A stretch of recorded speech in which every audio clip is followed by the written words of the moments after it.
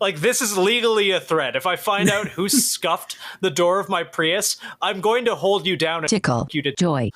BR, have fun with that. Oh my god. It's a GOA episode. I didn't think I'd have to put this many fucking censors in. Good lord. Ben's like a clean-cut dude and you're like just polluting his presence. They don't want you to know I'm part of Brain Hurty Gang. This is he's in the Discord. Brother. It's okay. Yeah, He's in the Discord. He knows what to expect. He's listened to this show before. oh yeah, I'm a fan. I knew what I was getting into. You're listening to the Art and More podcast with your hosts, Nathan and B.R. Nathan is a Canadian illustrator with a couple years of military experience, and B.R. is a British anarchist that moved to the States. Both are passionate shooters and community builders. Together, they run the Seaburn art page. Enjoy the show. Oh shit, we're actually recording. Yeah, that's what "Are you ready" means. Well, shit, fuck, hey guys, welcome back to the Art and War Power Hour with our hosts BR and Nathan. I'm really good at this cold open thing. Keep going, You'd keep figure going. I'd be used to it. The Art and War Power Hour on NBC, starring Alec Baldwin and Tina Fey. No, wrong way. What the fuck are we doing? You always put me on the spot. You just took that one for yourself, my friend. Anyway, This is a very fair point. Today we are joined by Gun Owners of America's Ben Sanderson. Ben, thank you for coming back on the show. No, it's great to be here. I really enjoyed my last time on there, and I'm really enjoying reading through all the Discord and trying to answer any of these questions. Unfortunately, I am the Brain Hurty Gang. I was very surprised that my RAD score was so low, considering everything. Hey, You know, I mean- I believe in horseshoe theory. I think if you get under 20 or over 200, you're basically the same. I agree. I'd say like over 150, 140, 130 maybe. Under 20 I think I was is sitting weird around as 98. Yeah, that's too normal. Wait, That's Hey, like a 75 psychopath. 75 is the passing mark. You passed. Yeah, but I didn't get an A, and that's what matters. Yes. My parents are going to be so Oh, disappointed. you don't get A. You only get B? Oh, God. Oh, man. So Okay. I went to an Asian It's not wedding. autism. Oh, what, you got B-tism? I went to an Asian wedding the other day, and the dad looks at me and goes like, "Oh, I couldn't tell. Normally the Asian genes win," and then he walked off. Like, oh, okay. You know what? I'll take it. I think that's a hot take. Nathan- I don't think the Asian genes win most of the time. I think it goes either way. My sister looks fully like Yumo Gui Gui Faji Sao, and I look like a accountant. Nathan, did you get like a B in being Asian? I got a C in being Asian. I didn't get the math, but I did get the junk. I mean, Fuck. Anyway, gun rights. Yeah, my is that what... yeah, We my can just gun do Asian rights. jokes My for 2 mom was hours. visiting me in rural Idaho in August, and I really hope that my most schizo friends can come up. I have a collection of T-shirts for when she gets here, including "Vote by Mail" with Ted Kaczynski's face, and just in big block letters, "I will kill you with a hammer." That would be incredible. Just every single person that like comes to like absolute saints. Yeah. Oh, hi. So nice to meet you. Yeah, me and Nathan been friends for a while, and just every single one of them, like their heavy hitter shirts. God's drunkest driver. I'm sorry, Martha. 1990, whatever it is. The best part of this is she has zero sense of humor, which makes it infinitely funnier for me. Like she will not appreciate, understand, or find any of them funny, and that just makes it fucking hilarious to my autistic ass. Anyways, Ben from Gun Owners of America, how are you today? Well, I'm doing great.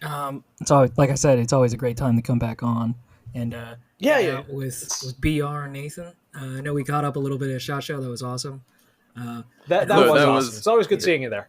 Yeah, hopefully you guys can make it out to our Gun Owners America's first annual convention. It's going to be in Knoxville, Tennessee.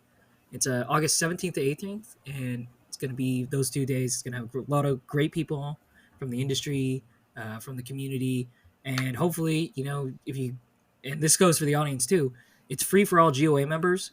But if you want to come by and stop and hang out with your, GOA partners and ask any questions in person, feel free to come by now. If you want to check out our website for that, it's gunowners.org/goals. I'll definitely be there, so I hope to see you there. Hell yeah. Sorry, yeah. That might be during my mom's visit. No. Oh, no. Yeah. That might be during my mom's visit. But I also find the idea of dragging her to Gun Owners of America convention very funny. It's funny. We back in, I think it was the 90s, and I really want to get this patch made. It's some anti-gun politician was really upset with how we were doing things, how we continue to do things right now, and called us legislative terrorists. And I've never wanted something like a name tape so bad. I'm trying to find Send it to me. My brother in Christ, it's literally my job. Other than this, that's all I do is design patches and stickers and merch art for people. Send that shit over and I will make it happen. We're so back. No, it's definitely how it's felt these last few months. I don't know if you've been keeping up with any of the politics. I don't blame you if you haven't. Well, here's the thing, Ben. I've been pretty offline, unfortunately. Yeah, that's why you're here. This is why we need you. Yeah, this is why this show and us in particular desperately need Mr. Ben Sanderson, because Nathan and B.R. do not pay attention to the laws or what the fuck is going on. So, dude, I live in rural Idaho. Laws aren't real. Exactly, laws are a fuck. So, for those of our friends and community who do heed the letter of the law, we should probably get an update on what's going on. Like, what is going on? I have been so unplugged. Me and Nathan have been aggressively offline, like, more than usual. I have no idea if the government's even still standing, to be quite honest.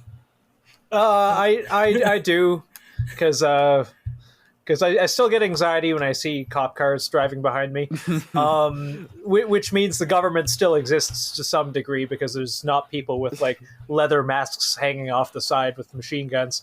That'd be pretty based, though. You're Mad Max again, yeah. No, honestly, we almost shut down for a second. But wait, what? Let's start. Yeah. Wait, GOA or the government? No, the government. Sorry, no, we're based. We're still here. Yeah, I was about to say. No, we're not. It's so over. We're so back.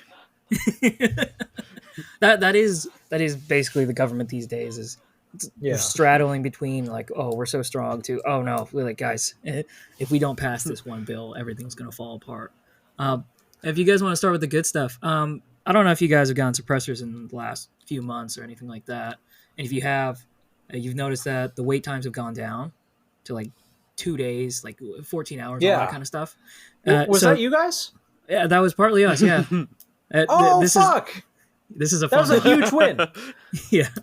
So there's a part of the government, what they do is they fund the country, and they fund all these agencies and everything. And that's called appropriations. The too long didn't read is it's the government saying, hey, you can spend this money in this way to all the different agencies all around the country. So one of the things we did was in the ATF's budget, on top of giving them a 13% cut, which is the biggest it's ever been in history. It was so big, actually. I don't know if you guys saw, but there was a hearing yesterday with Director Dadelbach. He started I hate crying. that guy. Yeah. Wait, actually? Yeah, he was. He wasn't fully crying, but you could hear his voice. He was like getting really worked up. You could see the steam coming out of his ears, trying to answer these questions, and he was screaming about how that 13%, they had to cancel two classes of ATF agents. So that means 48 super special agents aren't allowed to shoot dogs anymore under President Biden's badge. Shit. And then a bunch of other people got let go. So. It's not the biggest thing, and we saw this in our comments too. It's like, hey, why don't you guys just completely kill it? And it's like, it doesn't work like that. We can't fully just. I'd love to. I mean, that's an extra, $1 billion or whatever that we could use for whatever else, or give back to people in form of tax returns. But that 13% has gone a super long way. Like I said, we killed a lot of these new hiring policies. We've definitely hurt their ability to fight and go after people. But at the same time, we've protected the NFA wait time papers. Well, let me clarify. The NFA is unconstitutional. I don't believe in it at all. But until we have a way to get rid of that, which we're still working on, it's not fair for the agency to divert all the money that could be going towards people getting approved for the tax stamps in time, and instead using that to enforce rules and go confiscate guns. So yeah, we put in a specific provision that said you're not allowed to take money away from NFA wait time applications, and if you do, we're gonna hurt you more in the next round of appropriations. And that's a big step for a lot of people. And I mean, the proof is in the pudding. This helps both ways. One, it proves that it's not a bunch of criminals running around with suppressors if you make them easier to get. I had a buddy who got one back in like 24 hours. He got approved for his. So it's becoming more in common use. People want to keep using them. And it goes to show that all this propaganda about how silencers are super deadly and that criminals are going to keep using them is just flat out false. Was he actually making that argument? He didn't make that at the hearing, unfortunately. No, he was saying that because we cut all this money, he couldn't afford to give body cameras to the ATF agents who raided Brian Milanowski's house. Are you guys familiar with that? Oh, yeah. The fellow the ATF shot to death. Yes, in Arkansas. Yeah. Can we talk about that? I could, yeah, 100%.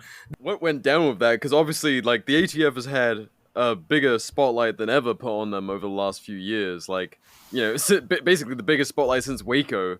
Like, more and more people are calling for their total abolition, and yet they still obviously feel in a good enough position where they can fucking raid and kill people. Like, what went down with that? So that's another super interesting part is in the hearing yesterday, they asked the director about that and was like, hey, why did you guys decide to go after this guy? To set the facts that we know right now, Brian Milanowski, he was the executive director of the Bill and Hillary Clinton airport. So he was an airport executive making good money. He's not doing this. He's not engaged in the business. He's not selling these guns to make ends meet or anything like that. He's not doing anything. We don't know if he's doing anything criminal. They raided him and they put out actually a search warrant just for evidence. They didn't go to arrest him. They only wanted to find evidence that he was committing a crime. So at this point, he's still just accused of doing it. They don't have any hard evidence. And instead, they went at 6 a.m. and they said they knocked. But, we've got Ring doorbell camera of them putting a piece of tape over the door camera. We've got different eyewitness reports. We have the wife who was actually in the home at the same time saying she didn't know what was going on and assumed that it was an intruder. So instead, the ATF did a 6 a.m. like pre-dawn raid and shot him in the head. The biggest bombshell of information came out was that they were ready to go a week ago. They were all staged in a parking lot near his house. They could have gone, either when he was at work or they weren't even trying to arrest him. They said they wanted to find any evidence that he was a gun dealer. And to shoot someone over that, and we were Brian Milanowski's lawyer was actually at the hearing. If you guys want to check it out, we've got some highlights up on our Twitter. But he was talking about, doesn't make sense. This isn't a violent crime. This is not something that most U.S. attorneys would look at and go, oh, this is super violent. We need to bring it in. He said this is like the lowest level of cases that could be brought before a U.S. attorney. That's the craziest thing, that he was essentially executed without the right to a fair trial simply because the ATF wanted to LARP around as SEAL Team 6. It's insane. And that brings it into one of the bigger things I wanted to talk about. But if you guys have any questions, let's hit those first. Oh no, I mean, just to comment, like it's this awful repeating pattern in this agency in particular's history of like needing to prove that they're super important and that they're making a difference, and then they go and kill someone who they could have grabbed when they were running out for milk. Like a very simple arrest. If they were honest about their intentions, if they really thought they needed to like grab this guy and see what was going on and like check his place out without turning it into a violent or deadly confrontation.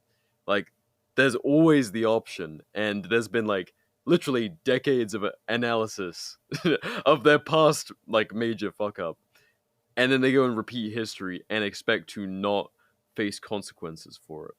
It's like it's pretty maddening to see.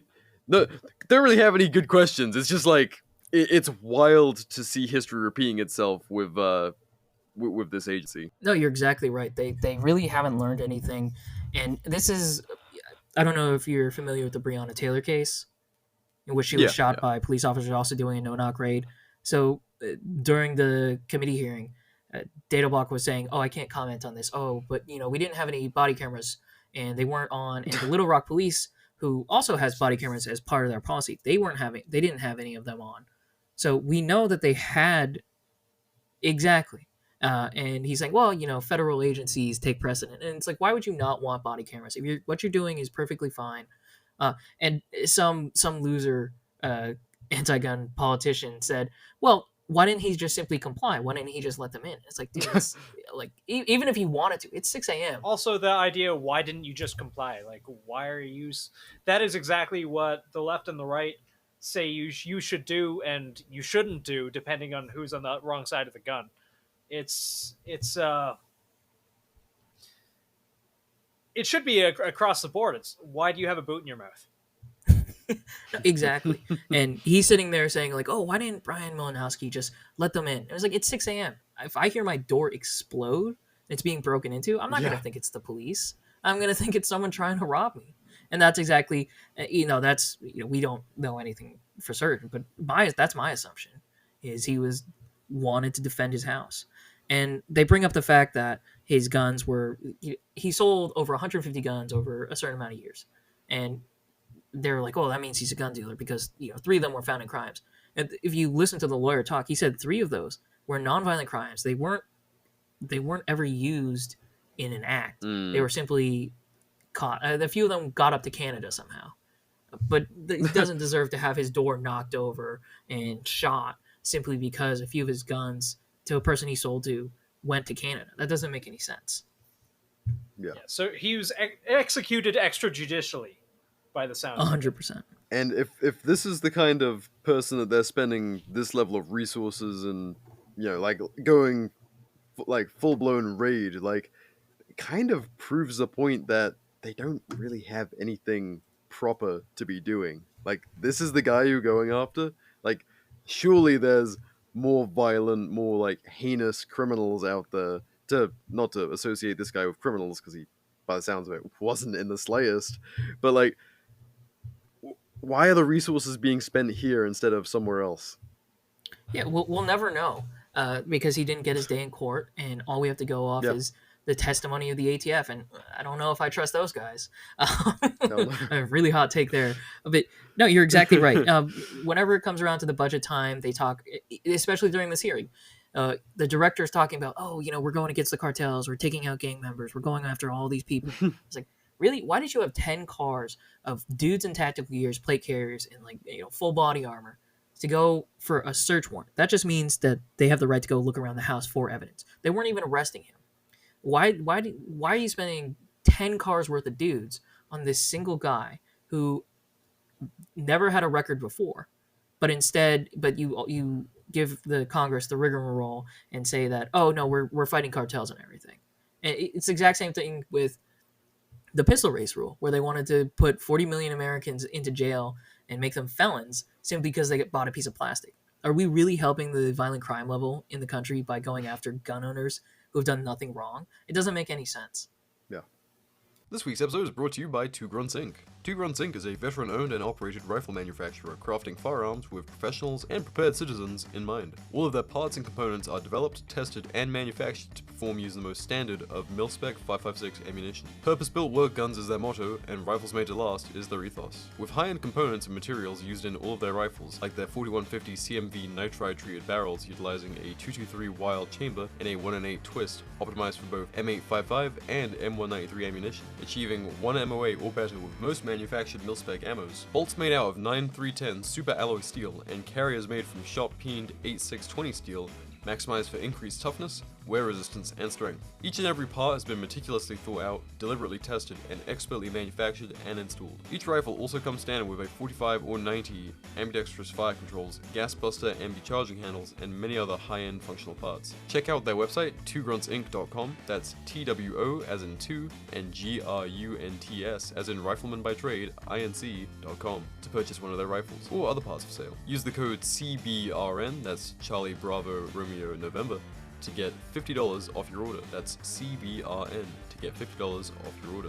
Be sure to also check out their Instagram and YouTube at twogrunts_inc to learn more about them, their rifles, and their other products. Once again, that's code CBRN to receive $50 off your entire purchase at twogruntsinc.com. Thanks guys for listening. Now let's get back to the show. So what's kind of the, is there any sort of plan for this case in particular, or how's this look from GOA's side going forward? From GOA's side, this ties into the larger, one of the really big battles we're having right now, which is the new engaged in the business rule. It was put out a few months ago. Oh, I saw that. He's one of the first victims of that, arguably. Yeah, so here's the thing. Technically, this was before the rule went into effect, but it's a very similar case where there's so many crazy things. I'll start at the top. Number one, the rule says that even an offer to sell a gun to anyone would potentially be engaged in the business, and you might need a federal firearms license for that. You might have to go get all these background checks done. You might have to pay more in taxes. You might even have to set up a part of your house and open it to the public if you want to sell a gun, if you offer to sell a gun to a buddy. Otherwise, you're going to jail for 5 years because you're dealing without a license. So it's a single gun or offer to engage. It's insane. It's using things. If you have a different name on Signal, if you're selling through Signal, you're selling through Facebook, and your name isn't exactly your legal name, they count that as using a pseudonym and a business name for selling guns, and so then you need a license. It criminalizes a bunch of little things that it's intentionally vague. It doesn't make any sense. The biggest part is they assume that you're guilty before they do any evidence. They will just simply assume that you're guilty of dealing without a license if you sell one of these guns. And it's insane. That's fucked. Yeah, it is. Funny enough, I was talking to this reporter who writes a newsletter for the Amish community, and he wanted to learn more about this rule and the effect it would have on him. And the more we got talking, the more he told me about what buying guns in the Amish community is like. He's like, oh man, this is really going to kill them. This is going to get rid of their ability, because they don't watch reviews. They don't read reviews on new guns or anything like that.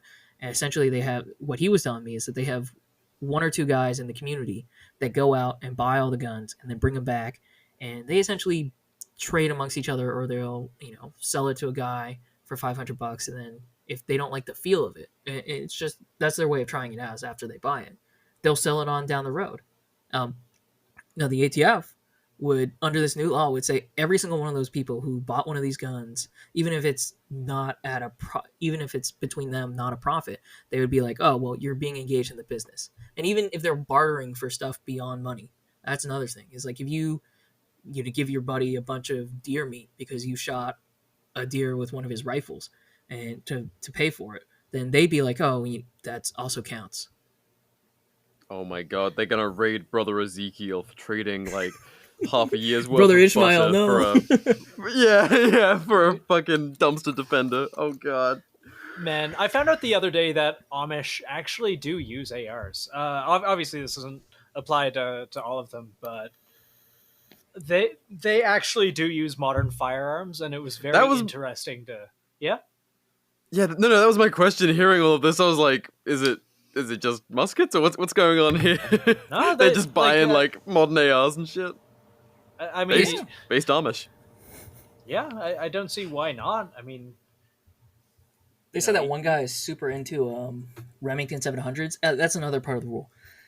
If you're a modern collector, say you collect clocks because whatever, And you have a bunch of ones that are, you have a 45, a 19, and a 47, all of them that are relatively the same, and have a small variations. The ATF says they put in an exemption for personal collections, but they only include like old guns, the Curios and Relicos. So CNR guns. Yeah. So like your grandpappy's, 22 or whatever. They didn't include modern firearms, and they think that if you have a bunch of modern firearms, that you're automatically a gun dealer, because no one collects those. On top of that, like if you have a new or like new gun, you can't sell that for a year, or like even trade it, or they'll consider you engaged in the business as well. It's completely insane, and what it really is it's a universal background check rule. They just want every single thing on paper, and I think we talked about this last time, but this just feeds more into their illegal registry that they have, and I keep going back to this hearing. I'd love to just check out our Twitter. There's a bunch of great clips on there. If you want to watch the full thing, it's like 3-4 hours long. But it is funny to see Datobot get really puffy in his cheeks and red. It's like a cartoon. I genuinely hate that fucking guy. I hate him so much. And he's upset because he's trying to squirm his way out of every single answer. But one of our allies in Congress, Representative Hageman, started just slamming him on the registry, and he refuses to admit it, despite the fact they sent a letter 2 years ago saying, "Yeah, we have a billion records." Yeah, exactly. They're absolutely insane, and they're willing to lie to the faces of everyone. Even funnier, are you guys familiar with the gun show loophole? I'm familiar with kind of. Dude, I love gun shows. I love the American gun shows so fucking much. It kind of goes back into. I had this. I had this conversation last time. I like people watching, and it's just like a fun little snapshot at America, if that makes any sense. Just the funniest parts of America. And also, you can find fun little Saturday night specials there and whatnot, and I kind of love it. I have this little Raven MP25 that definitely has killed several prostitutes. I'm not going to get into without it, a doubt. 100%. This thing has bodies on it, probably from the mid-80s. Only reason it exists. That's the only reason it exists. Prostitute Killer 9000, used famously by the Night Stalker serial killer David Ramirez. Anyway, the gun show loophole. Yes. Fucking hell. We went down a path. We went down a path. What are we talking about? No, I love the history of Saturday night specials. I just love it. The idea that it was guns that are affordable for the common man to protect themselves, and also that the darker side of history, which we won't get into right now. This is your episode. No, it's a made up term by anti-gun people that want to say, oh, you can just walk into any gun show and buy a gun there. The Department of Justice. It's not true. I can say that by yeah. And they don't have to take our word for it. You can listen to the Department of Justice, who put it in the rule, said, actually, this doesn't happen. There's no exemption for this. You still have to get a background check. And it was like, oh, and you can see Datobot sit there and like his brain processing, the gears turning. He's like, I don't know how to answer this question because this is exactly what I said, but I can't say something different now. And it's really, if I wasn't, a lobbyist, I still would probably watch the highlights of these because it's just really funny to see a bureaucrat squirm in his chair trying to figure out how he can avoid all the questions. It's one of the few forms of politics I can watch is just seeing them absolutely eat shit on their hypocrisy. It's like, yes, good. Have another serving. Have another serving, you fucking creature. You fucking insect. No, another spoonful for your lying ass. But, fortunately, we actually got a temporary restraining order against this rule. So if you're in Texas or if you're a GOA member, then it is completely ended, or it hasn't completely ended, but it's paused right now while the rest of the case goes on. And, I think this is a good time to bring this up. Someone asked a question in the Discord. Yes, thank you for doing that, by the way. No, it's great. Let me find it. I want to make sure It's probably get like it right. 50 butt plug and like Warhammer 40k jokes up. Oh yeah. I love the Discord homies. They're just immediately Like, man, I if missed this it. this the show was most chaotic, good schizophrenic lord. collection of questions. To paraphrase it, because I can't find it right now, it was like, how does GOA make sure that we're prioritizing our resources and like what makes us different? Yeah. Well, one of the things that makes us different is we are extremely targeted in our lawsuits because they're extremely expensive. We have a few cases going on right now in New York, in Oregon, in all over the country, especially in Texas, against the pistol brace rule, against this new rule, against the frame of receiver rule, the one that came out, it feels like forever ago. But those are very targeted cases because we know we can do the most good if we set a precedent with those. And after that, every single case afterwards becomes a lot easier. So instead of fighting 5 different cases on the very bottom level, we're fighting one and trying to get it all the way to the top. So it makes those other 4 super easy to win. Because then once you have that precedent, you can be like, hey, judge, look at this. This is exactly the same case. This happened, right next door. You should issue a ruling that says the exact same thing. You don't even have to think about it because it already exists. So that's definitely one of the things that we do differently than other orgs. I can speak to myself as a lobbyist. We're a small organization. There's not a billion of us. It's a very small, passionate team that really cares about the gun rights, and it's not about the suits and the sushi, if that makes sense. It makes a lot of sense. I'm not pulling. Oh, fuck, I don't know if I can say that, but I'm not I'll say it pulling for these you. 10-hour days. You don't have 6 girlfriends waiting in your hotel. Yeah. and a whole wardrobe of suits. I don't have any girlfriends. No GOA, horny. no bitches confirmed. No. Wait, no, we're cool, guys. Nope, you heard it here first. GOA confirmed the no bitches or gun rights organization. It's over. It's BR Jover. single-handedly It's Jover. ended the organization. It's so Jover. No, GOA gets... GOA has a girlfriend. They're just at another school. It's You don't know them. One of the one of my coworkers was asking me. He was like, "Oh, is there a special someone in your life?" And I had to tell him, I was like, "I don't know how to explain to him. Like, I just don't know how to talk to people." And it's like, work keeps me super busy. It's like I didn't know how to explain. Like, man, I just want to spend all my money on guns and gear right now. Like, I'm in the woods 24/7, just like running around with camo on my face. You know how expensive a girlfriend is compared to nods? Yeah, I should. Nods at least help you see at night. But yeah, it's. I wouldn't be pulling, super long days and doing all this fighting if I didn't believe in the mission. And that's everyone at GOA. Yes. No one's in it for the paycheck. Everyone is there to fight. And you can check through our history. We have had the exact same stance, since we were founded in the mid 70s, where we're no compromise. And we mean that with our chest. We'll say it with our chest. And you can see how everyone else treats us. There's a lot. We got a lot of bad names. And I'm actually, I'm going to bring this up, Nathan, is one of the politicians called us legislative terrorists because they were so upset with how we were so, no compromise, how hardline we were. It's like, hey, no, you can't do this. And explaining to them, it causes a lot of heartburn.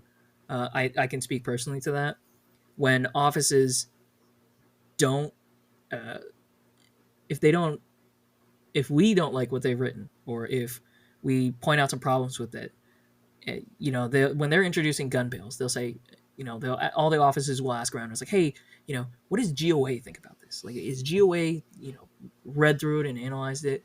And that makes me feel good because that means I know I'm doing something right and that we're really pushing it forward, gun rights in a positive direction. It's not just watered down bills that no one's going to care about. But that's really down to our members and everyone who calls into their congressmen and their senators saying like, hey, GOA told me this bill is bad. Why are you trying to push it? and that has caused a lot of heartache on the Hill. we had some guy like, "Can you please get them to stop calling us?" Absolutely not. No, with something so fundamental like legislative terrorists and no compromise, like Yes. what a point of pride to say like, no, I am absolutely not going to water down my opinion like one iota to what you want me to be, which is defenseless, registered, and penned in. Like, absolutely not. Taking safety classes and registering everything with the government. Safety classes that like, oh no, it sounds like such a good idea, but then you're relying on the fucking government. Look at what happened in Canada. And that's like when I debate fucking common sense gun control with people, that's the first thing they always bring up. And then I look back at 2020 when the government just stopped doing it one day and no one could get guns. No, 100%. Yeah. Yeah. I love when the government is the bottleneck between me and a fundamental right. It makes so much sense. Exactly. It really gives me the warm and fuzzies knowing that they have complete control over my ability to defend my life. Love it. Yeah. And where's your free speech permit? Yeah. You got a license for that, mate. The whole no compromise thing is something I love here. In Canada, you used to see it a lot, like, oh, like, let's give them this little thing. Let's give them this little thing. Oh, we don't need that. That's a fair compromise so they don't come after more things. And then eventually it just becomes, like, totalitarian. Like, all semi-autos go away overnight one day, which is what happened in New Zealand and Australia. And effectively what's happening in Canada. People will just suck it up and suck it up and suck it up, and then one day there'll be nothing left. Like, compromise implies that... Yeah? Oh, no, sorry. Go ahead. Finish your thought. My bad. Compromise... No, it's you're all good. Compromise implies that there's something from both sides, as opposed to one side just not getting its rights eroded. No, you're 100% right. And that actually reminds me of a really recent story. And, you know, this ties into the last question about, hey, you know, how is GOA different? Did I tell you guys about the Veteran Affairs fiduciary issue? No, actually. No. A little. I remember a little bit about this, but... So, for those of you who don't know, it's this crazy thing where the Department of Veteran Affairs decided back in the 90s when Clinton was president that any veteran who had a financial advisor, so a fiduciary, was mentally incompetent and was not able to own guns. They're putting someone who has, you know, trouble with their benefits on the same level who's someone who's been institutionalized in a mental facility, which is insane. It doesn't pass the common sense. It doesn't smell right. And this fight has been going on for 30 years. We just recently, in the last funding round, got the Veteran Affairs Department to stop that completely. So they're not allowed to add any more names if people have a fiduciary. And you're talking about the watering down and how long. The reason it's taken us 30 years is because we have stuck by, no, you can't add veteran names to it regardless. And anything less than that is terrible. So that's one of the things where there was a letter that came out after that got passed and the Veteran Affairs Department couldn't do that anymore. It was 138 Dems that were saying, oh, no, why don't you just compromise and we'll make a judicial process so that people can get off if they're in trouble. And so someone unfairly gets added to this simply because they have someone to help with their finances and then immediately has to go through whatever process the VA or these anti-gun Democrats can come up with simply to have their constitutional rights, be able to practice their constitutional rights. And we shot that down immediately. And fortunately for us, the Department of Veteran Affairs said, we're not going to do that. It takes too much time. It's not worth it. But that goes to show you, even if you win, there's always more fighting that has to be done to make sure we have that win and to keep pushing it forward. I appreciate that about you guys. It's no compromise. And if it takes decades, it takes decades. NRA is so fucking gay. Can we talk about that? I'm not allowed to talk about it. I imagine Ben can't say anything close to what we've said on this show about the NRA. Okay, my opinions do not reflect the opinions or the stances of gun owners of America. I am but a free citizen taking advantage of my natural First Amendment rights. that come from God. Who is very disappointed in dick-fed boy. how far we've come in terms of how far our rights have been eroded. Yes. But we'll leave it at... Yeah. It's terrifying, and it doesn't stop there, and it's, this is probably, I hate to say, I don't want to say it's like, oh, this is the worst it's ever been, and this is the most important election, because I've heard you guys talk about that. But we're at a point where we're hitting a critical mass of the amount of people that are into guns, and we're changing the culture, and, even going out with your buddies who aren't necessarily into guns and showing them what it means to actually be a gun owner is more helpful than, a day I spend in Congress, like talking to people about bills. If we build that popular culture around it first, then, I hate to say it, but politicians are more scared of not being reelected than they are of anything else. And we weaponize that. And that's exactly why as it's you important to absolutely get should. everyone in. Yeah. I completely agree. I think that the best thing you could possibly do is take your friend who's kind of on the fence about guns, take them to a day at the range to go shoot like a 22, a 9mm, and an AR. Something like that. Don't put the fucking 12 gauge with the 3-inch slugs in their hand. Don't put the 308, with your pissing hot fucking Bubba reload. Go out and make sure they have a good time. 100%. But beyond that, what you're saying, Ben, about basically, I think that's the right perspective on the culture. Is like the culture really is the thing that comes first, and it's something that you can well, for GOA's terms, call it a wiffle bat over the back of these politicians' heads. Like, oh no, we got this. The culture's right here, motherfucker. Like, it exists. It's not going away. And if you want to survive the next election cycle, like, don't piss these guys off. Yeah. 100%. I think this ties into a little of one of the questions I got. It's, are there any restrictions on lobbying that you think would be beneficial? I don't know how much I can speak to that, because I originally had this opinion too when I first came to DC. Is, lobbyists, what do they really do? Is a bunch of money going on behind the doors? And I'd separate the lobbies into two different groups. My job really is to educate and be a resource for Congress to write these bills well, to avoid bad bills, and to help push gun rights forward in the direction. There's other lobbies that are more profit focused, and that's not us. We don't get money from passing from pro-gun bills. It's not how it works for us. So my only concern with that would be how it would be weaponized against other nonprofit lobbies. Let me think of I don't know how popular this will be, but an education lobby or a teacher's lobby that's talking about what should be taught in schools or something like that.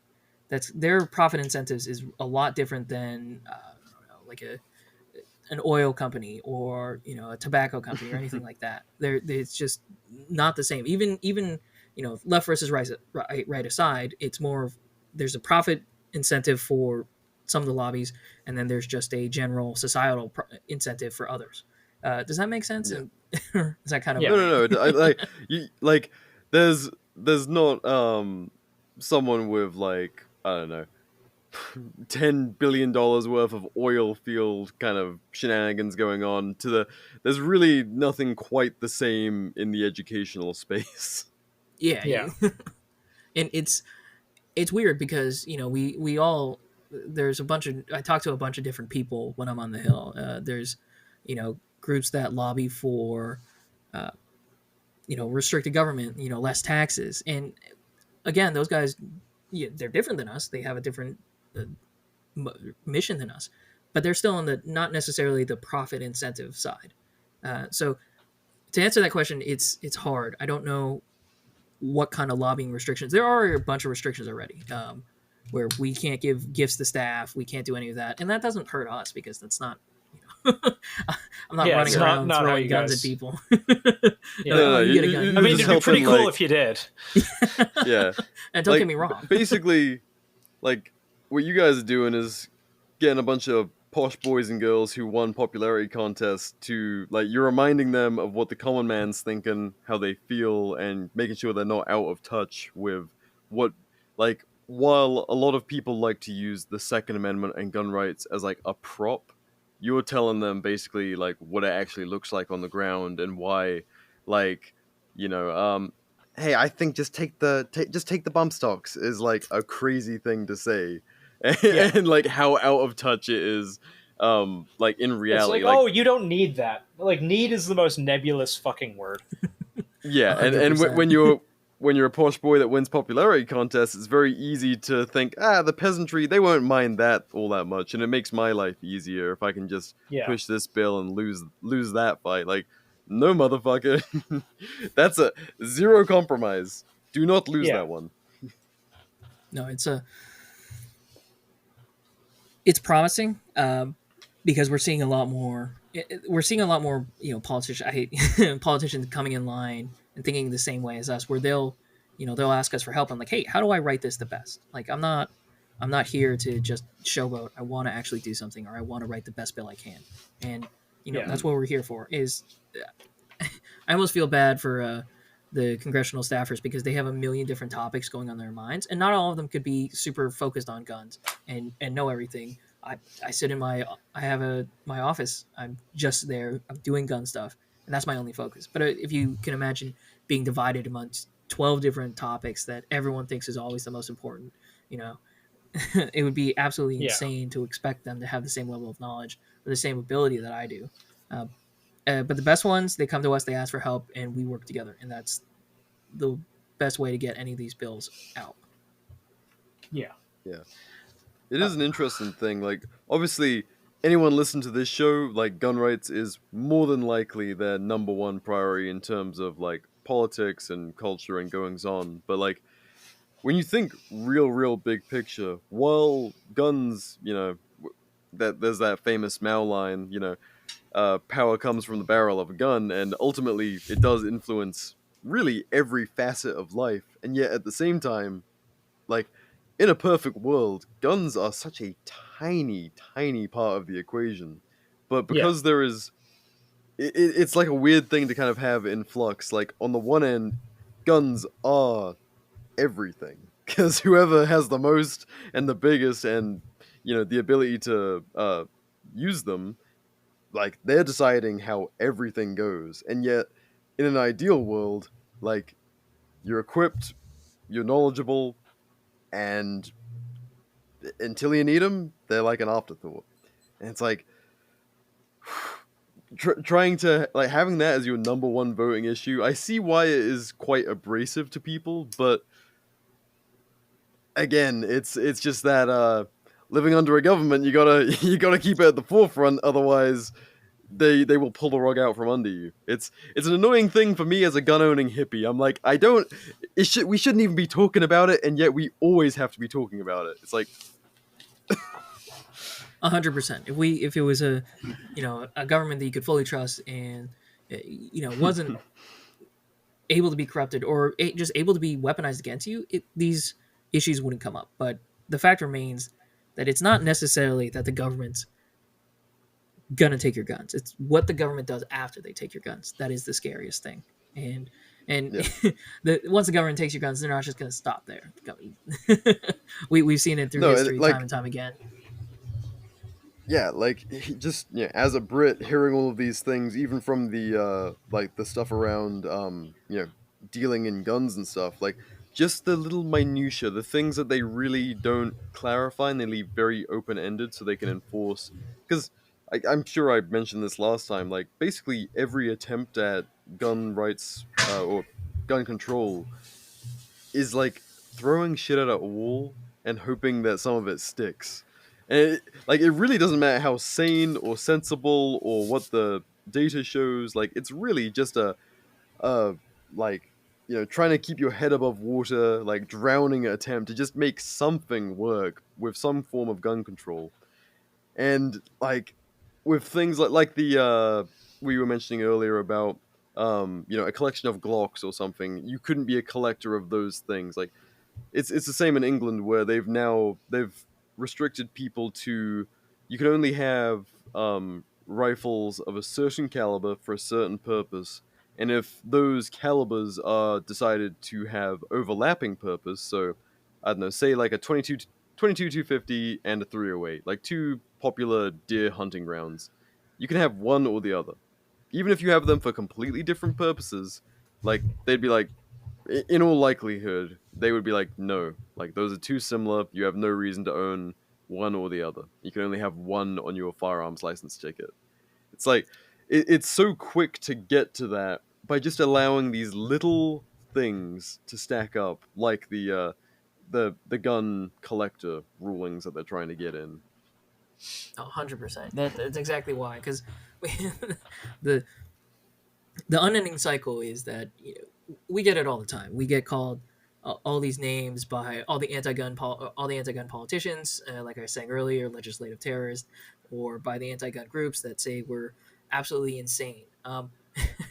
Funny enough, my boss, well, there's an anti-gun worker who said that he's a white supremacist and a Christian national because he reposted a congressman putting up the Appeal to Heaven flag. Are you familiar with that? It's the Revolutionary War flag, exactly. And they won't stop at all. It's obvious the kind of hatred they have, not necessarily only for the guns, but for the people who own the guns. And that's the craziest thing we have to deal with, because it's never going to be enough if, it's just going to stop with bump stocks. Oh, they're going on to pistol braces. Oh, where are they going to go after pistol braces? They're going to go to ARs. Or they're going to keep going down until, like you said, in Britain, they're like, oh, you don't need 2 deer hunting rifles. Or you don't need 2 rifles, because both, you only need it for deer hunting, and you only need 1 for deer hunting because you have both. Like, what are you, a crazy gun nut? So that's exactly, we want to stop it here, and because we know there's no eating, having your cake and only giving 1 slice to them. It's going to be another slice, and then another, and then another, and another, until you have crumbs left. Yeah, and I see that's what they want. Australia now they're trying to ban rapid action rifles, which are like lever actions, and they're calling them rapid actions because it sounds scary to the retards. But it works. They've killed the culture, so there's no one to say no. That's dumb. 100%. That's all it takes. Like, it's so funny whenever I tell people that there's a British NRA. Like, can you imagine a more useless organization? Yeah. Sorry. No, you're okay. I'm not allowed to comment on any of these conversations. We're all one big family. I was just watching for facial expressions. The little... I won't say anything more. Anyway. Yes. But no, like, once you kill the culture, like, all it takes is turning gun ownership from, like, a regular part of, like, an average man's everyday life to, like, a subsect of the culture, to a niche. And just every single time you introduce those bottlenecks from where it was, like, previously having a rifle in your house was just like, yeah, I've got a hammer, I've got some screwdrivers, I've got a rifle, I'm a handy dude. Like, these are all tools, these are just things a person has in their home. And then just those little bottlenecks where it's like, well, why would I go through the trouble? That's all it takes. Like, I was putting together a presentation for the 2A summit down in Knoxville for Students for Liberty, and I was going like all big brain deep think about like what is the one thing that kills a culture, and it's literally just bottlenecks. It's all it takes, just bottlenecks to stop people. Like, if you could walk into a gun store and buy suppressors and buy full autos and buy SBRs, and it was just like, it wasn't this is a subset, like, restricted super special item. It's like, oh, I shoot rabbits on my farm and I've got neighbors within earshot and I want to be polite. I'm gonna buy a suppressor. Done. Obviously they're coming into pretty common use anyway, but like, I don't think there would be a single gun owner that didn't have a 22 suppressor. If it was just something you could buy off the shelf. But just those little bottlenecks over time, you instantly turn the pool of people into like a tiny little subsect of people, and then over time, obviously, that just diminishes and diminishes as that kind of knowledge and like the culture is kind of killed off by the lack of people coming into it. And you've seen it in Canada, you see it in England, see it in Australia and New Zealand, and fortunately, we've done a very good job of staving it off in the States and honestly reviving it to a great deal from what it was even just 10, 20 years ago. But it's an ever-present danger. No, 100%. And I think I don't know what you guys want to do. I can tell you more stories. We can keep going back between the Discord or whatever you guys want to do. Well, is there any more news, good or bad, on the gun rights front? Yeah, you mentioned there's some legislative updates. Yeah, so I went a little bit over the ATF, getting defunded, and it's huge, and it's going to make it harder for them to enforce their rules, and we're definitely eating up a lot of their resources as well in court because they have to go there, they have to represent the government, they have to do all of that, and while it's not, it's not going to end the ATF tomorrow, it still does affect their ability to go after just regular American gun owners for owning a piece of plastic, and it definitely ties up those resources, so they're not able to use it against other people. Sorry, you had something? It really disheartens me whenever I see people talk in Congress or otherwise about things like stocks or pistol braces or anything like that, because nothing makes me as angry as seeing people lie through their teeth. Like, it's one thing if you have the person who is generally you think of a politician, you're not jaded and completely disillusioned to the system like I am, and you think like, oh, well, this is someone who at least believes what they're saying, if not, is partially bought. This is someone who probably believes they're working for the greater good in some degree, and you just see them lie and lie and lie and lie, and things that are entirely made up. And I don't think they're stupid enough to think a pistol brace makes the gun go full auto. I don't. But well, you never know. You never know. There is one congressman, and you can find this easily on the internet. It's a Congressman Gary Johnson said that if we put another military base on Guam, the whole island's going to flip over. So you never know. Yeah, it is the requirements of popularity contest. True. Yes. You're not wrong. But I do think at least a lot of them are making bad faith arguments to simply push an agenda, and I hate that. And I realize and recognize that's just part of the political system, and that's just how both sides work. But holy fuck, does it piss me off. Like, if you have a base level understanding, if you know your 4 rules of firearm safety, and you know you've taken a Pistol 1 course, or even not, like you've watched YouTube, you can watch a congressional hearing and be like, wow, that's just, all of this is fake. All of it. And nothing disillusions me more. I don't know where I was going with this. I think I'm just ranting. Go off. Yeah. The Ben Sanderson episodes where Ben teaches us what's going on and we just run about how fucked up the government is. Yeah. It's like, oh, look, if you I'll be put honest, a pistol... Yeah. I believe cannot... a very similar thing. So, I mean, it's... Yeah. I'd just say that I think this was my dad advice last time, was don't give up. We have to fight everywhere. Otherwise, we're going to lose. Sorry, Nathan. Cut you off. It's okay. It's just like you can't look me in the eye or look at the cameras or anything and be like, yes, pistol braces pose a real threat to the American citizens' well-being. This is actually a danger. It's demonstrably not. It's not. It's a piece of plastic.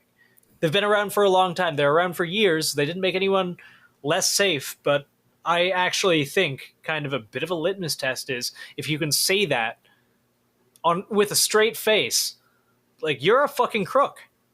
And you can say this about a lot of litmus tests. This is just one of many, many, many.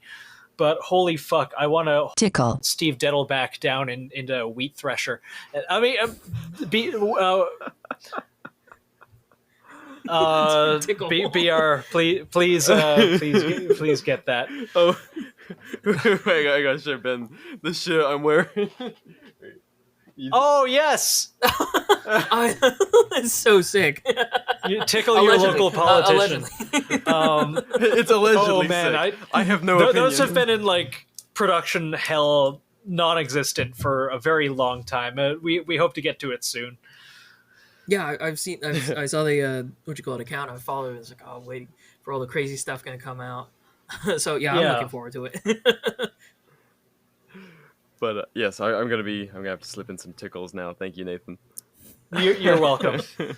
I have another stupid idea. I'm just going to bring it up now because it's funny to me. I'm absolutely stealing this from a chum on the Discord. Dracula with a Draco, and it just says Dracula. Like Draco-Eula. I don't know. Dracula? Draco-Eula. Dracola. When you bring an idea that you've been really proud of to the meeting, and you say it out loud for the first time, and you're like, I don't give a fuck. It's going to slap. I'm gonna make it. I love it. I'm here for just it. Just a vampire with like a little shorty boy crink. He could have 7.62 Soviet fangs. Yeah, that is a good idea. There you go. all the big brain thinking. Legislative news. Is there anything else, like any other? You said you'd start with the good news. Is there any other positive news coming out of government right now in terms of gun rights, or have we exhausted it? Well, there's not really any bad news coming out right now. No, there's the two things that I want to flag are so I talked last time about the Congressional Review Acts and for the pistol brace ban. So we're doing the exact same thing for the engage in the business rule, where it's Congress is saying, hey, this ATF rule is wrong. It's not following our intent. You should kill it. And I don't think I really got into what it means before, but we get this question a lot. Even if it passes both the House and the Senate, President Biden's going to veto it. That's actually perfect for our case because in our lawsuit, we're talking about how this is an executive branch overreach, how the president and all the little agencies under him are going against the will of Congress by writing this rule, and they're not actually following their intent. So if you have both houses of Congress pass a law saying, hey, get rid of this rule, and the president doesn't sign it, that just shows all the judges and all the courts over the entire country, like, oh man, these guys are right. The executive branch has gone too far. This is an insane amount of overreach. So there's a lot of strategy to this. I hate to say just trust us, but there is thought. There's strategy in this. All these help each other by it's the symbiotic fight where we'll fight in the courts, and that will help. Our lawyers will fight in the courts, and that helps me as a lobbyist sell that to politicians. Be like, hey, look, this is what this judge in Texas said. This is why you should file this bill. This is why you should vote for this bill. And then it works the other way too, where we'll put a bill out and we'll say, hey, this has, this passed Congress. They really want, this obviously shows that what the ATF is doing does not have the proper intent. They're not following Congress's intent. So you should just kill this rule. And that works for pretty much everything. ATF rules for lead ammo bans. That's a big one that we also killed last time. But there is a lot of strategy to this, and focusing on just one or the other doesn't work. I know we're kind of the big nebulous group in terms of we try to do everything everywhere, but maybe we don't. We don't, like I think we was talking earlier. We don't file 5 different suits in 5 different states. We file one suit in one state and then push that all the way to the top to get the case law back down. It's kind of the same with our lobbying and our lawsuits. We're not putting all our eggs in one of the baskets. We're doing both to set that precedent to be able to have our best chance for getting more gun rights. No, I mean Does that make sense? Yes. Yeah. No. It does. It does. It's trying to win wars, not battles. Yes. Yeah. That's the. We're not fighting every single battle. We're not fighting the same battle over and over again. And if we win one battle, we can win the war. That's probably how I'd give that metaphor. Yeah. Like it's never ending, but I don't want to say it's never ending, but in a good way. That's like obviously it doesn't end until you can just like walk into Walmart and buy an M240 with your credit card in a vending machine. But fuck, that is a future that I want. That is a future that I want. I'd love that. I mean, Yeah. I think I said this last time. I'd love to be pushed out of this job. I'd love to not have to fight for gun rights anymore. But unfortunately, it's not going to happen. I'd love to be where we're at a point where these are fully enshrined and they can never be taken away. But that's not the truth. There's always the next fight, and it's always going to be making sure that we don't lose anything, even if we have been able to restore a lot of our rights, but it's never going to go completely away. The threat is always ever present, and it's always going to be a fight. No, it's kind of one of the daunting things about this conversation is, like, to stand on my soapbox, as long as there's a government, like, there will be someone trying to control, like, to what extent you're allowed to protect themselves, because they're trying to hold a monopoly on that right. And, like, there's kind of no end game aside from them closing their doors. Like, there will always be someone trying to control those rights, unfortunately, as long as the state exists. So it's like there's kind of never ever going to be a point where we can ease up on our rights. Like, it's a like Nathan was kind of getting to, like, it's not the worst thing in the world, and obviously it's not great, but, like, you do have to be ever vigilant about these things, because becoming relaxed and complacent about them is how you end up losing them in the first place and having such a uphill battle. Yeah, that's how you become any Commonwealth country. Yes. Yeah. Like, oh yeah, I guess we should do something about that. Okay, overnight reaction. Fuck it. Ban all the guns. Nice one. Solid. Yeah, we've got some New Zealand listeners that have talked about what happened with Jacinda Ardern a little bit. And just kind of the overnight semi-auto ban. Oh, dude, actually, so I guess I can say this on the show now, but for everyone who has been guessing about where BR went, no, unfortunately, I wasn't fighting against tyrannical regimes in other places. I was, I was in New Zealand, but I went to not fighting against a tyrannical regime there. I see how that is. But no, so I went to the gun store that sold the guns to the mosque shooter. Yeah. It's a place called Gun City in, I think it's Christchurch, and it was wild because there was an Australian guy working behind the counter, and I was just kind of talking to him. I was like, "So what is the situation over here with gun rights? Like, I know they've basically been reduced down to the only semi-autos they're allowed are 22s, and everything else is bolt actions, and they're very excited about." Basically AR-shaped, like, straight pull rifles and stuff like that. Oh yeah, like, Canada's starting to get those now too. Yeah, and they look like what someone living in a scrapyard would weld together to, like, look like they had an M16. Like, it's not great stuff. But I was talking to him, and their attitude is so interesting because I was asking about, like, magazine restrictions and stuff, and the guy goes, "Oh, I can only sell you a 10 rounder, but if you just pull, like, the pin out here, it's 30. It's, like, really easy to do." He's just casually telling me this over the counter. I'm like, holy fuck. I love that. Like, yeah, because I mean, like, you gotta think, just a few years ago, like, having this level of restrictions on their firearms is actually very new to their gun culture. Like, you used to be able to have Glocks and Scar 17s and ARs and, like, a whole lot of good shit in New Zealand. Yeah. And so, all that like, shit just went away overnight.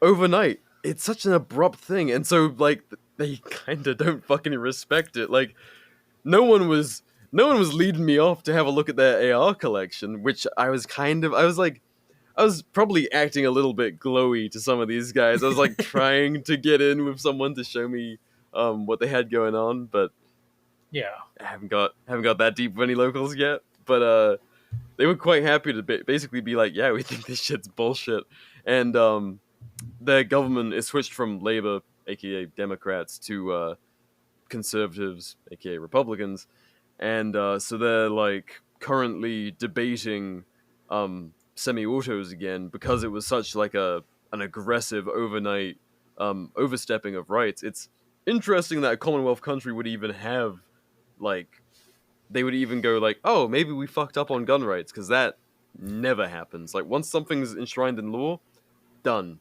And, it's that age-old, a liberty given, however the fuck it goes. Basically, to paraphrase, a liberty given up is not easily won back. Like, once it's gone, the government will not relinquish that without a fight. So for them to kind of be debating it is pretty interesting. But anyway, that's what's happening in New Zealand, people. Little tangent for you, but Yeah. it's interesting. Yeah, I genuinely wonder, because usually, as you said, the rights that you relinquish, you never get back. But, Canada got rid of the long gun registry, and, they kind of got it back eventually when, when the political pendulums swung the other way. But still, victories do happen, even in places like that. Yeah. So anything else that people should kind of keep an eye out for, Ben? Like, is there anything, like, any looming threats, or is there anything good on the horizon in terms of gun rights? Like, what's the temperature? Yeah. The temperature is, it's an election year. It's Anything gonna be can happen. It's gonna be a wild ride. I'm really thankful that I'm not too much involved in the election politics, because I'm the same way you guys are about politicians. I'm about elections, because I have to. Based. You sit down and you meet all these people, and they say all these things, but really a lot of them just want a donation, and they want to say that, oh, GOA or blah blah blah endorses me, etc. etc. I'm lucky enough to be able to focus on the bills and to be able to focus on hearings and help out, good pro-gun staffers when I can. But yeah, it's always going to be crazy. They're always pushing for something. President Biden might push something brand new out simply because he needs these electoral votes. I don't know if you saw, but he was talking about descheduling marijuana again, even though he said so like 7 months ago. I wanted to talk about that. I feel like that's something that's just going to be kicked down the road until it becomes politically advantageous, because it's kind of like, guns, abortion, so and so. It's one of those hot issues that if they ever go over and just fully legalize it, it stops being something that they can dangle everyone under everyone's noses as either a carrot or a stick, depending what side you're on. Yeah. No, 100%. Yeah, it's always terrifying, election years, for all the things that can happen. But no, it's yeah. Right now, I think we've got a lot covered. We've stopped the latest rule. Our pistol brace rule case is in court right now. We're appealing to the Supreme Court on a bunch of different cases. So a lot of things are happening. And a shameless plug, but we just launched our new YouTube show, and that's going to be Law and Ammo on GOA's channel, and that's going to focus more on the legal side. So, I do the Minuteman Moment that's focused on what we're doing in Congress right now and the lobbying efforts.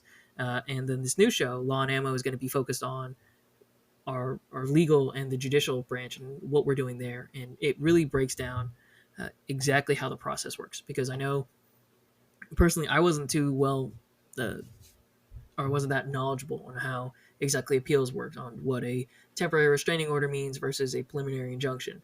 But this show is great for that. And we put out our first episode on the new rule case. It's 17 minutes long, but it is super in-depth, and it will answer a lot of questions I know people have. Hell yeah. Ben the podcaster. Ben the podcaster. Sorry. Do it. When is it coming out again? Our first episode's already out, but we're going to try to have it it's going to be really useful for big updates on all the cases that we're following right now. But yeah, it's actually, if you listen to the Gun Owners America YouTube before, it's our old Minuteman Moment host, Phil Raboli. And he's super knowledgeable, and it's a product we're really proud of to be able to come out with, and to just better help people understand not only what GOA is doing in the courts for their rights, but also two, explaining the court process, because a lot of this stuff, like lobbying, there's some vagueness around it, and people don't want to lift the curtain on exactly what goes on there. But the more we can do that, the more we can have an educated population. We can have an educated group of gun owners that can explain this to, their friends that are sitting on the fence, or people even on the opposite side who are screaming about how AR-15s are terrible, and they're the only purpose is killing, or how it's the judges don't understand what's going on. But we can explain it all the way through, and arm people with the knowledge to be able to change minds and change the culture. I agree. Change starts at a grassroots level. Without a culture, like, what do you have? You have a bunch of people who perhaps believe in the same thing, but, like, while I believe in decentralization, like, it's a decentralized community of people that believe in the same thing. Like, it's not powerful enough to affect change. Like, you need a presence everywhere, all saying the same thing. Like, and like, when you have such a massive group of people saying zero compromise, like, the level of people we have in the modern day who are like zero compromise on gun rights is their number one issue. Like, yeah, have fun trying to shoot that down. It's just not gonna happen.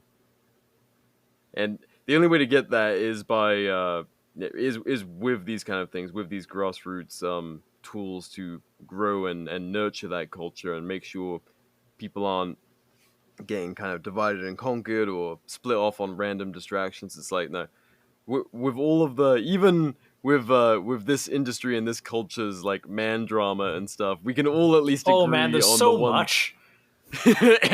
Why is there so much? Favorite topic, man drama. It's so easy to not kick down the bathroom door and break your girlfriend's wrist. Sorry, what were we talking about? It's so easy. So many men who left a tampon in just a little too long. No, it's. I've had a great experience with the culture. You guys have had on like the Commando Store guys. I love them. They're fucking funny.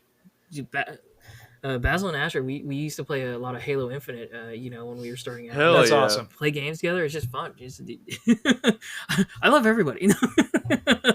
The drama is kind of obvious when it happens because it's kind of actually rare.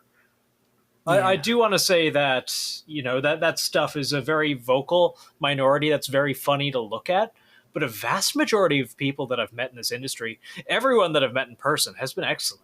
Especially you, Ben. No, Especially you, Ben.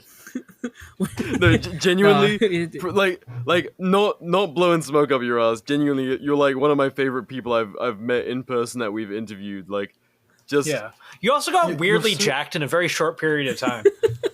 I swear I'm not on steroids. Just an absolute unit. Ben Sanderson will defend your rights, even if he has to fist fight for them. Someone asked that question. He's like, "Who do you want to fist fight?" I'm like, I don't know. I feel like it wouldn't be fair because not to talk too much shit, but I don't know if you've seen some of these anti-gun like members of these groups. They're all really like they look like soy boys. Like Yeah. Ben Sanderson will personally beat the shit out of allegedly anti-gun stuff. Anti-gun. No. Absolutely fact. Putting it on the record in this show. Ben Sanderson will beat the shit out of your soy boy anti-gun. He will fuck you up. He will break all 4 of your limbs and then spit on you like the little bitch For you liberty. are. Fuck you. For liberty. For liberty. this is all in Minecraft because I know there's one guy that will definitely mention this and talk about how it's targeting him. I'm calling you out. He secretly fantasizes about watching you fuck his girlfriend.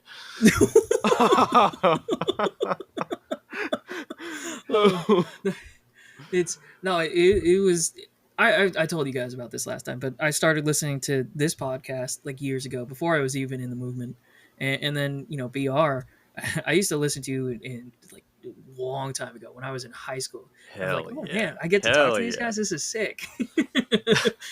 That gives me such like imposter syndrome to hear that, because I'm like, what the I'm retarded. What I the? like I went into stockpile defense the other day, and we started talking, and he's just like, yeah, you should charge more so and so, we heard it, and I'm just like, I don't feel real, this is not my body, I'm gonna kill myself in front of you right now. I went out in the simulation. Oh, pull me out. Oh fuck. No, yeah, we definitely need to. I wish we had more than SHOT Show to hang out at. But Well, if you guys can make it out we to will goals, soon by the yeah. sounds of it. Yeah. I'll be there for sure. Like That's easily awesome, now that I'm an East Coast lad, I will absolutely make it out. Nathan, we'll try and drag you out. I would like that a lot. I've got a. I would like that, even if I have to do another fucking cross country road trip. I would like that. Just yeah. Well, I mean, are you still driving the absolute best? What you call it? OPSEC car for gun hunting? The unit? Yes, I am. Some motherfucker hit and run me yesterday. I didn't see it until today. My door has a scuff in it, and whoever it is, I'm going to fucking Tickle. you. I'm going to find you, and I'm going to Tickle. you. It's a tickle fight. Yes. Like, this is legally a threat. If I find out who scuffed the door of my Prius, I'm going to hold you down and Tickle. you to Joy. BR, have fun with that.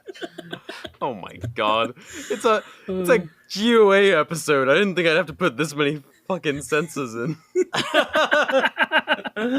Good lord, Ben's like a clean cut dude, and you're like just polluting his presence. They don't want you to know I'm part of Brain Hurty Gang. This is he's in the Discord. brother. It's okay. Yes. He's in the Discord. He knows what to expect. He's listened to this show before. Oh yeah, I'm a fan. I knew what I was getting into. Oh man. Oh. Second episode is where our personalities can come out, okay? That's true. Oh, I'm just checking to make sure I didn't miss any questions. Oh, there's a ton in the Discord that we should probably Are there hit. any we can answer? There's actually some good ones. Once I kind of asked out of order. I'm like, hey guys, Ben's here from GOA. Hey, so and so. Like a little bit of time goes by, and then I'm like, hey everyone, and then ping the whole server, and then everyone's like asking the most schizophrenic stuff, not realizing it's targeted towards you, and I apologize for that. No, I sometimes actually like we this fall out. one. So someone posted a picture of the glong and goes, I have a question about the glong. How fucked am I if I get caught with this? Right now, that's an instant 10 years, right? Right now, yeah, and it's under 922G, and well, there is a case that is saying that I don't want to get too much into it, and because I'm not a lawyer, this is not legal advice. I can't save you. I'm sorry. There is a case saying that possession of marijuana it doesn't fall under the text history tradition of the Second Amendment. Therefore, you can't be. It's an illegitimate law. It's unconstitutional law. I know we're fighting in Congress right now. There's a lot of things going on. The Graham Act that was introduced last Congress. It hasn't been reintroduced yet, I believe. But that's the Gun Rights and Marijuana Act. So that's a bill that would essentially say if it's legal to smoke weed in your state or wherever you live, and then it is legal for you to also own a firearm, because it doesn't make sense that Based. a plant is going to take away your rights Yeah. forever. Yeah. I think I saw a headline today saying that weed use just surpassed alcohol use in the United States. I don't know how true that is. Exactly. I'll tell you, like, one of our biggest fights is if on the marijuana front is if President Biden deschedules it and if it's completely legal, that we want to make sure that the restrictions on, as long as they make sure that the restrictions on guns are lifted as well. It's not really our area. We're not it's weird. We're not a weed lobby. So, but I had to research marijuana laws and what the difference is between different states and how it affects everything. And I feel like sometimes I jump into that. There's been times when we're into financial law or we're into credit cards and everything like that. So it really is having to pull everything together, because the gun rights fight isn't just about guns. It's about not letting people buy your sensitive information about whether or not you're a gun owner by going around the Fourth Amendment, or if it's taking away your rights because you happen to smoke a little bit of weed or anything like that. So we've got to be knowledgeable in all these other areas to then be able to fight fully for gun rights. Yes. Yeah.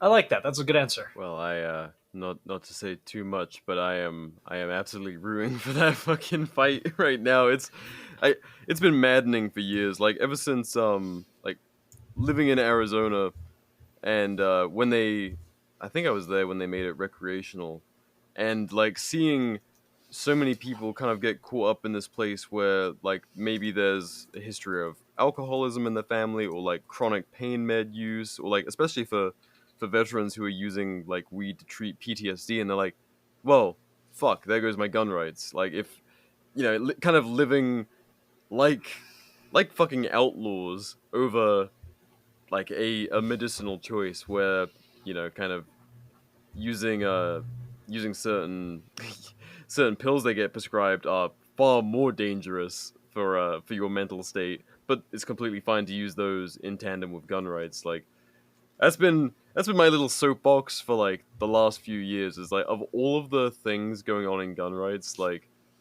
you can go home and pound like 2 handles of bourbon but if you get caught with like a little baggie of weed, your life is over. It's just like, Yeah.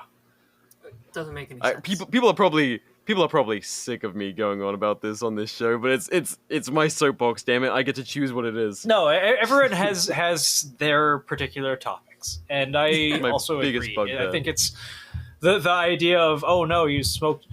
You know who I hate? Who's the vice president again? What's her face? Fucking cop lady. Kamala Harris. Yeah. Yep. Yeah, she's did an interview where she's bragging about smoking weed in high school, and there's a collage of her Yeah, face after made locking up up of all half the of people. California. Yeah, it's like fuck off. You're actually a monster. Seriously. Yeah, it's God. I really want to go on a schizophrenic rant that I do think that fentanyl is an op. I think fentanyl is an op. I think it came from. It is at least being pushed by the government, but we'll get into that later. Fentanyl is an op. You heard it here first. Yes, but what's also an op is I received a package the other day, and there was a banana duck inside of it. I don't know where it came from. It's a banana duck. It's a duck that is also a banana. It's a small wooden sculpture. It came from a listener. There was a very cute note inside of it that also had the name of the duck. The duck is Willis, but very few people have my address. Who sent me the banana duck? It was completely anonymous. Incredible. I love the banana duck. He's on my shelf now, but I need to know where my son son came exploding from. package, and no one would have known Yeah. who sent you the package if it exploded. But all the same, Yeah, but they it's a sent you banana duck. A banana duck. Yeah, thank God. Yeah, a bannock. You I could think have taken out for Nathan short. and taken his spot on the show. You But could chose have, to but instead give him a banana instead duck. give me a son. Oh, I thought that was only for Lucas. Son. Oh no! Oh no, Nathan, it's for all of Oh, us. it's for anyone? Nathan, Oh. Yes. Nathan opened up the term, so now we're all under threat at Yes, any this moment, is legally binding. really. Oh fuck! Maybe don't come to goal. We're just gonna like wrestle. just immediately, someone just garrots me as I think walk I through could the door. I could make a good co-host. You should, You ever read the, Adobe audition? You ever read the comic Red Team by Garth Ennis? No. I feel like I've heard It's that short. name before. Garth Ennis, he wrote The Boys, Preacher, bunch of stuff. You know The Boys comic, not the show. The show got really gay in Amazon. It's really good. It's just kind of a LARP. But LARPing is so important. Yeah. It is very important. It's You gotta LARPing LARP. until I you're mean, not. it's LARPing until it isn't. Yeah. I'm going through these questions and I'm trying to choose ones that are like you're okay to answer and that aren't too schizophrenic. What one from Lynn Cook If you think that some sort of institutional gun laws like the NFA or the GCA would ever be repealed in our lifetime, what would have to happen in order for that to happen? Do you think that mass peaceful non-compliance would make things better or worse? To answer the first part, I don't know if like the entire like NFA or GCA will ever go away, but definitely parts of it are being challenged right now. Like in courts and specifically on my end for lobbying. We talked about it last time. The first in history legislation against short-barreled rifles, short-barreled shotguns, against any other weapons. Those are all been put out, and they're not going to pass now. But it's starting that precedent and having them keep coming back and back and back and over again until they hit a critical mass. And that's we've had the same thing with our veteran fiduciary issue. It took us 30 years, but we never stopped fighting, and we're at a point now where the VA can't send those names to the prohibited persons list. So it's going to be the exact same way of you have to keep the pressure on, and even if it looks like there's no light at the end of the tunnel, it still matters, and people listen. And it's a lot of education on our part and unfortunately it took something like the pistol brace ban for certain politicians to wake up and be like, oh, whoa, what's going on? Like, oh, this is a short barrel rifle now, but that doesn't make any sense. I own one of these. So a lot of that's, it's sometimes it's a little bit of luck, but a lot of it is just the culture pushing it. Suppressors. If people don't see them out in public, if they're not on the range and they don't hear them, that they're still loud, they're not perfectly quiet like in the movies. All they're going to see is like John Wick shooting, his pistol in a crowded subway, and they're going to think, that's how. Oh, I hated that scene. Yeah, I love those movies. Sense. I hated that scene. But it's a lot of things from the culture to keeping the pressure on and to getting these bills introduced. And like right now, like I said, there have been those bills that are being pushed, and people didn't really know what any other weapon was until we started educating them on it and explaining like, hey, this is a complete loophole to if you pass these other things. If you think, oh well, I don't want cane guns, which is I want a cane gun. I'd be dope as hell. Just walk around. Fuck yeah, you'd look dapper with it as well. Exactly.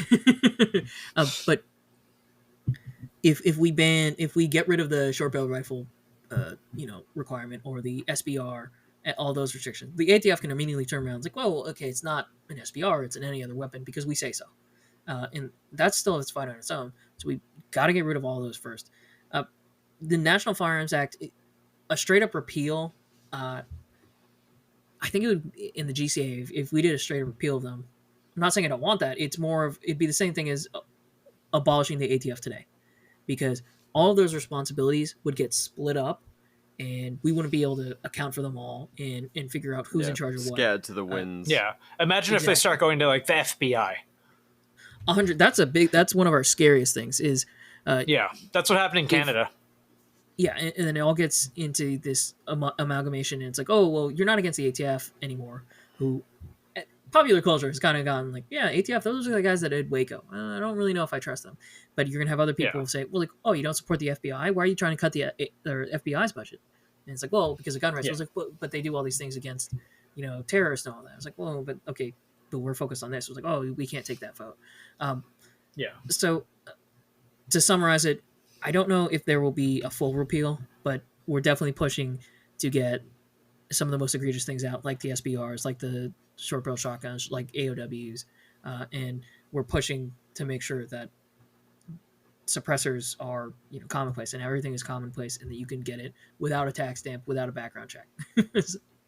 Based. And what was the end of his question? It was something about mass what was it? Do you believe that mass peaceful non-compliance would make things better or worse? I have something that might help kind of the framing of this, which is like, what did we see when the ATF kind of did their blanket ban on pistol braces? Like, if everyone had followed that to the letter of the alleged law, like everyone would have stripped them off their guns, trashed them, and registered their guns. But that's not what happened. But I don't want to.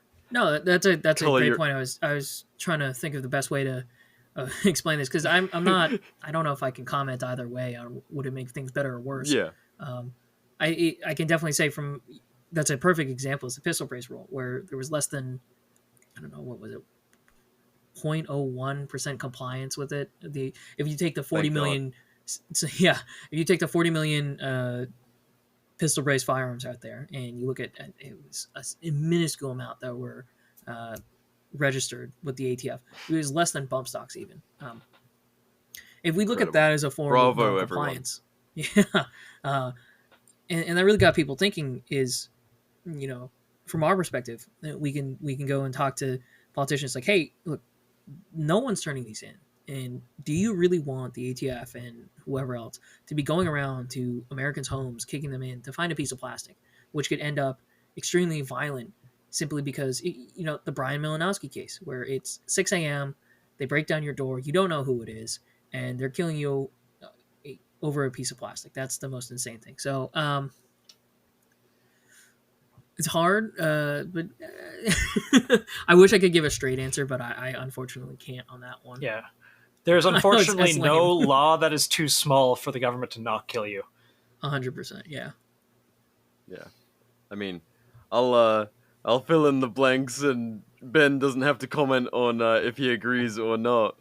But like, honestly, where would we be if, like, millions and millions of Americans had just readily been like, here you go, sorry, so I didn't know that this would be illegal one day, I bought it with good in my heart, but now that it's bad, have it, like, it's yours. Like, what would I mean, and really, even beyond gun rights, if that's how Americans behaved in regards to any of their civil liberties and fundamental rights, like, if the second you were told that something was illegal, everyone just bent the knee and went, yes sir, quite correct, I will cease, and it'll never happen again. Like, where the fuck would this country be? So, obviously, I'm a pretty big supporter of peaceful mass non-compliance, but Yes. I'll save Ben from making any definitive opinions. But I think it's one of the most important tools we have, and honestly, like, how the fuck can you have a problem with peaceful mass non-compliance? It is one of the most effective and honest ways to protest evil and tyranny there is, you know? But I agree. yeah. I'm not going to be like, put a fucking stock on it. It kind of makes me mad. This is getting off topic again when I saw people getting mad at people for using braces. It's like, not everyone lives in a place where that would be okay. Some people actually do live in gay areas where the local cops would care. But that being said, you know, laws are imaginary. Just don't get fucking caught. Heckin' based. I'm looking through. Will Seaburn Art have a task force patch similar to TF69 or TFD? This is not for Ben. This is for us. But we may as well answer some of these quick. Yeah, that's actually a good idea. I didn't think about that until literally right now. Yeah. Well, that's what propaganda proliferation task force is. Yeah, we'll get to it. Maybe I'll put the Banuk on it. Maybe Banana Duck becomes our new boy. Yeah, make him slap so people can slap him everywhere. Yeah.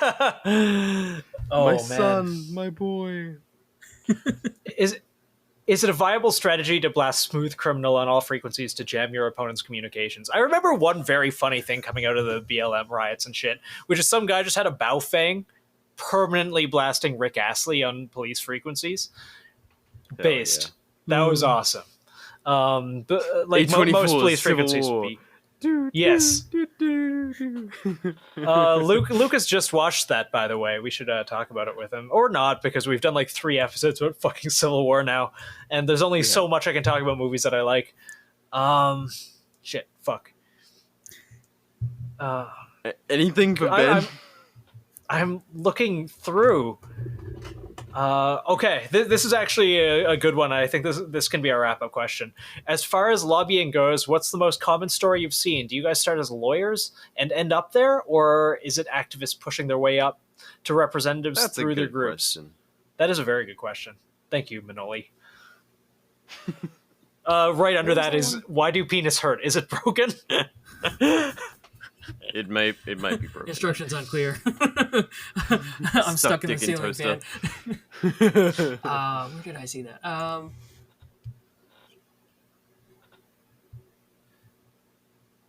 No, that is a good question. I can speak for myself personally, and for most of our organization. Most of us aren't lawyers, especially specifically on this lobbying side. I kind of fell into it. I went for an internship when I was in college. I was like, I don't really want to do the standard go work for a politician on Capitol Hill. That doesn't excite me. So I decided to intern here at Gun Owners of America, and I've just slowly worked my way up to the entire thing, and it's exhilarating. I go to work every single day. I'm happy about it. I don't wake up dreading to go to work because I don't like my job. I go ready to be like, okay, what's the fight now? And there's always a million things going on, and beyond my job, it's the community. I get to talk with awesome people, like you guys, obviously, but also the people that aren't on the main stage, just everyday members of the community, going out when we're at events and just get to talk to interesting people and hear their story of how they become, gun owners and how they got so involved in gun rights. It really is great. If you want to do it, it's just, you might as well just start out volunteering and just working. I think what he's asking is activists pushing their ways up through and becoming full-fledged members. It's never not worth it to try. Just go and see how you can help and get involved in the movement and keep working your way up through it. There's no requirements. I went to college, but I know there's other people that didn't finish college or went straight out of high school into this, and there's tons of different ways to do this. There's the only thing, I can only speak for Gun Owners of America. The biggest requirement is having that no compromise mindset and just being willing to fight on guns. There's people that aren't the most knowledgeable on guns, but they still get the mission. Like, hey, the AR-15 I have, he might not have an AR-15, or he might not have the latest, PEC 15 or anything like that. But he's like, yeah, you should be able to own that. I personally don't own that because of blah, blah, blah, blah, but you should be able to own that. And that's really the thing. Is how you're a gun lobbyist, is just love of the mission. Hell yeah. No, we've been doing like a lot of career day kind of episodes lately. We did gunsmith, movie armorer. Now find your way into GOA. or your state orgs. State orgs are great. Tennessee Firearms Association and Virginia Citizens Defense League, they were actually on our lawsuit down in Texas with us. And that's super great for them as well. And it doesn't have to be some big three-letter organization. It can be your local. It starts at the bottom. It's the grassroots argument I've been talking about is, if you, beyond just taking your friend out to the range, if you want to get involved in the local level, that's where it matters a lot. That's where they're able to focus on niche issues to them. We work with Virginia Citizens Defense League a decent amount because we're right next to each other, and we have the leadership of both organizations have known each other forever. But they're fighting against, state park carry bans, and they actually won one in Winchester, and we were on that case as well with them. But that matters a lot. It's like the school elections, the school board elections, where that's going to impact your life a lot more than voting for, whoever, like the president. If you're talking about what's going down on the community level. I think I'm stealing that from one of your former guests. I can't remember who. Weirdly enough, Ben, we bring on a lot of like-minded people. So yeah, it's kind of funny how that you're works. Quite all right. Yeah, I don't want to steal it from some guy and get an angry DM the next day. He's like, "Oh, he stole that idea from me." You're like, oh. Nope. I promise, I heard it here. That's an original Ben Sanderson. Well, shit, gang, it's getting a little late for me. But is there anything else you want to share with the people before we start to head out of here, Ben? Yeah, if you want to check out our YouTube channel, for I host a show that breaks down what we're doing in Congress, and then like I said, we're having another show called Law and Ammo that breaks down what we're doing in the legal side of things. It's definitely a great resource. I know someone said, "It was like, what do you think about all the paper I'm wasting when when you guys send me something?" It's like we do it a bunch of different ways. We have video content for people who want to have something on in the background. We've got our social media for putting out emergency alerts really fast. We also have our snail mail, our paper, which people can write an actual letter to their representative, make it super easy.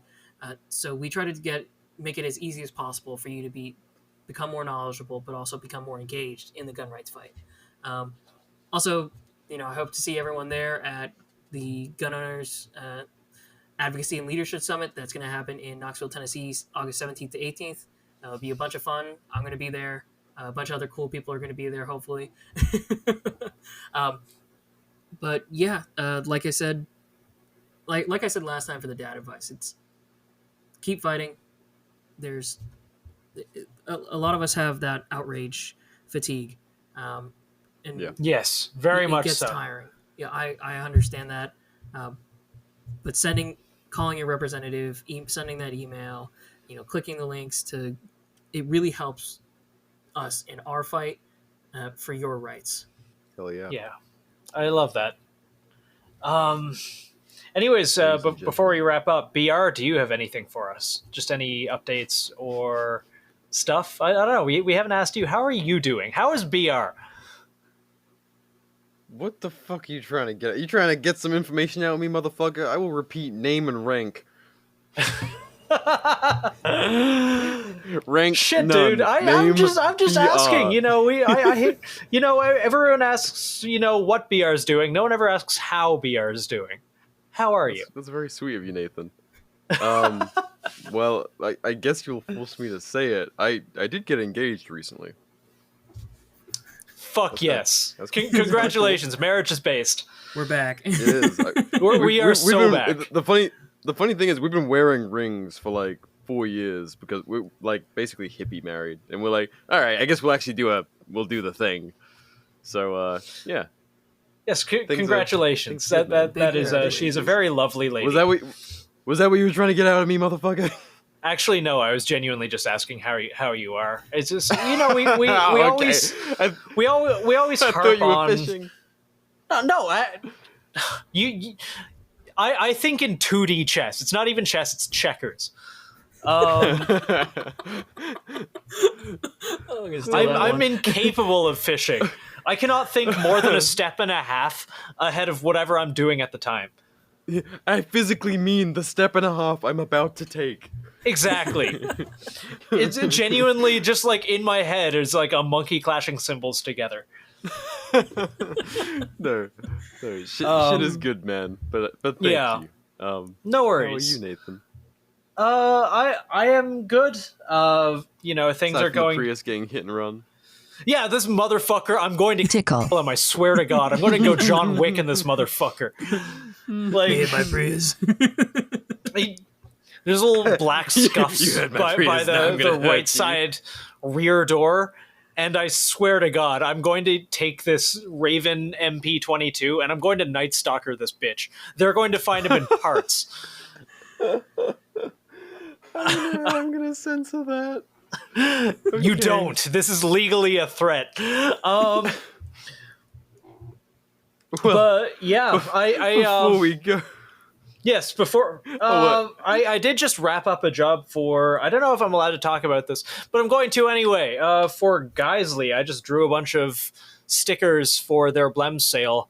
So check those out. I guess get a Blem from Geisley. I don't know. They're pretty cool. If you work for another company and you want me to do stickers for you, I'll do that. If you want, I take a slut for stickers. Yes. I take payment in terms of cash or product. I now the proud owner of a Geisley 11.5 Super Duty upper. This thing fucks. It fucks. It's great. I love it. Yeah, no, I'm just shilling myself. I'm sorry. I'm doing that in your episode. Yes, but I really want an aim point T1 or T2 or just an aim point or something. so yeah, you want sticker designs for your company? Yeah, you got a spare aim point or just something? Just let me know. I'll do equivalent exchange and work. I like the barter economy. Cash is gay. Also, I have to pay taxes on it. All right. Well, on that note, on that very very poignant note, I completely agree. Yes. Ben, do you have any dad advice for our dear listeners from Capitol Hill? Ooh, I feel like I gave my dad advice. Oh, just keep fighting. It's never, unfortunately, it's a never-ending battle for gun rights. But that's exactly why, we try to make it as easy as possible, and be informed, be engaged, be the best, be a role model for the rest of the community, and that's really what's going to bring over, those people in the middle. If you're able to explain, this new bill is really dumb for this, and this reason, then you're going to be a lot more sense than just, it's my gun, I want it. That is all you should need. But if we're in the marketplace of ideas, trying to persuade someone, it's best to come fully loaded. Absolutely. And honestly, there is nothing more powerful than being an absolute delight like Mr. Ben Sanderson over here.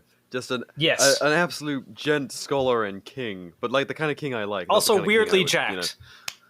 Yeah, also being weirdly jacked helps a lot. But no, like, genuinely, if you are a fucking lovely human being and just also happen to be a very capable rifleman, like, that's the people we need. Not the douchebags throwing around their weight, talking shit about people. Just be a lovely human being and live your life on your terms and lead the way.